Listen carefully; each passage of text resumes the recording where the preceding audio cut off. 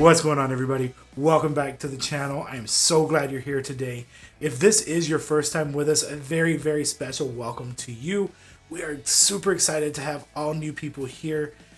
If you have been here for a while, then you know what we focus on here is trying to help new content creators to get themselves out there, be seen, be known without breaking the bank. Because as we all know, when you're just starting out or when you're doing this as a type of ministry like with your church or similar situations, you tend to have a tighter budget. And doing content creation can appear to be overwhelmingly expensive when you first get started, but I'm here to tell you it doesn't have to be.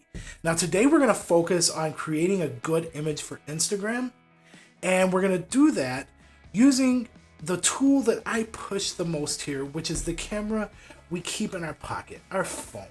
Our phone is not only a great way to take a picture, especially just on the spur of the moment you see something you want to take a photo of, but it's also a great place to edit.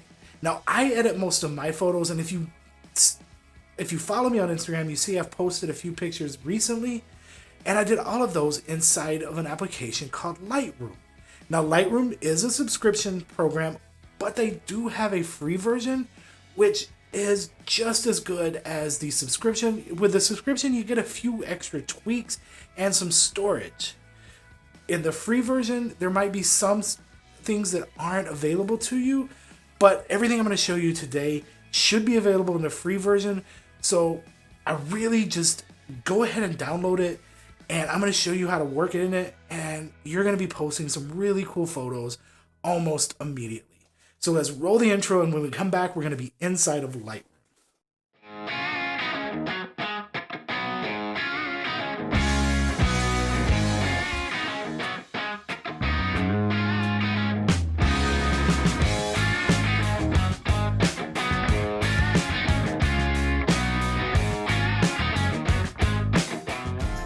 Okay, so this photo here is one I took this afternoon just outside of my house. I was out for a walk and I saw this and I was like, man, I really want to take a picture of this. This is the one I want to use. I took this with my iPhone 12 Pro Max using the wide angle lens. So this is the biggest sensor. It's your better photo that you're going to get. And I really let my hands be my zoom. So when I wanted to get in close, I got in close. I didn't just stand back and try to zoom the camera in. That is a really tip number one if you're shooting with your phone, is move in as opposed to zoom in. Okay, so here we are. We're inside of Lightroom. And when I opened it opened up in the exposure window. But honestly, your best bet when you start with your exposure is just go ahead right here. You see this box that looks like a picture frame with a plus sign? Go ahead and hit that, and you see that automatically adjusted the exposure inside of the application. We didn't have to do really hardly any work. And then you come down here to your thermometer looking one, and this is your temperature, your photo temperature and saturation. Again, right here where it says as shot, tap that and then tap auto and let it do a lot of the work for you. Now, generally, Lightroom is going to do a really good job of picking what is the best overall look. I like my pictures a little cooler, so I'm going to pull this more towards the blue and a little more towards the magenta and get a nice cooler picture. Now, if you hold your finger on the photo, it's going to pop you back to let you see what the original looked like. And you see we've already made some pretty major tweaks in just a few seconds, just hitting a couple of buttons. And then we want to come down here to our lens correction and click on that, because with the iPhone, with the wide angle lens, it does put a little bit of a warp in there. And we want to take that out. And then you want to come down to your geometry, and you want to turn on your constrain crop so that it automatically does the cropping for you. And then you want to set that to auto as well. Now you see that straightened out our photo and made it look a lot cleaner. And now we can tweak certain things. So I want to come in here to the texture, and you want to add a little dehaze in there. and a little texture and a little clarity. Not a lot on any of them. You don't want to go overboard on any settings you change. Just slightly. Now with the vignette, if you go to the right, it's going to be a white vignette. To the left will be a black one. We're going to bring a small black vignette in here. And then we're going to sharpen just slightly. Okay, so we are almost done with the basic adjustments of this photo. We are going to put it on Instagram, so that means it's not going to be able to be as large as it is here. Right here, it's a 16:9. So the first thing you want to do, you see this little padlock looking thing? Make sure that guy's open before you do anything in here, because if you have him locked and you do decide you want to change, you see it's changing all of the sides together. So make sure that padlock is unlocked, and now I can pull my one side in. But really what I'm going to do is up here at the top where they're all stacked, I'm going to click on that. This is all of your custom aspect ratios. And we want this for Instagram. So Instagram, I believe, is 4:4 or 3:3. So either of these, the 4:3 or 3:2 will work for you. So go ahead and click on that. And now you have, if you wanted to post it right here, your Instagram worthy photo. I am going to tweak this a little bit in my colors. You don't have to do it this way. I believe you should still have access to this in the free one. If not, I apologize, but I believe it's still there. So you bring up in your colors and go ahead and click on your rainbow circle here. And you see we can tweak each individual color along the rainbow.